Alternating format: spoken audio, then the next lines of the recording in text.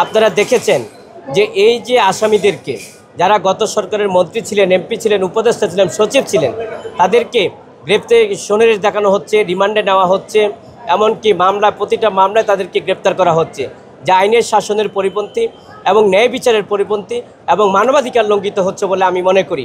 বাংলাদেশের সংবিধানের 27 অনুচ্ছেদে স্পষ্ট বলা আছে যে আইন হচ্ছে সকলের কাছে সমান এবং সকল নাগরিক আইনের দৃষ্টিতে সকল সমান হবে এবং ন্যায় বিচার হবে। বান্ডেল থাকলে প্রতি সেনমানিতে টাকা বাঁচবে। বিকাশ সেনমানি বান্ডেল কিনে জিতুন প্রতি লেনদেনে এবং বৈষম্যের শিকার হবে না। আপনারা জামিনের আবেদন করেছিলেন কি?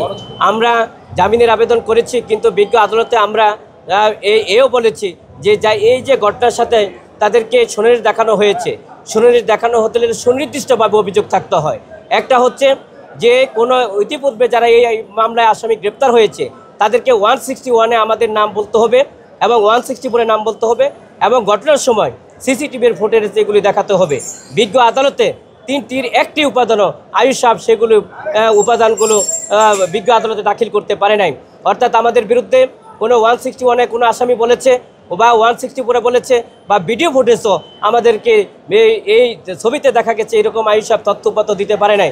সুতরাং তারা বলেছে যে ঘটনার সাথে সম্পৃক্ত।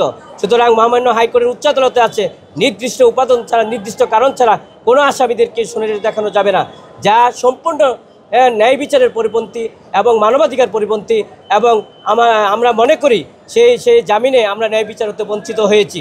আমরা বিজ্ঞ আদালতে যে আদেশ এবং অর্ডার দিয়েছে আমরা সেই ব্যাপারে সংক্ষুব্ধ এবং আমরা বিক্ষুব্ধ। আমরা মনে করেছি ন্যায় বিচার হতে আমরা বঞ্চিত হয়েছি, আইনের শাসন প্রতিফলিত হয় নাই। আমরা ন্যায় বিচারের জন্য, আইনের শাসনের জন্য আমরা উচ্চ আদালতে যাব, আশা করি আমরা উচ্চ আদালতে ন্যায় বিচার পাবো।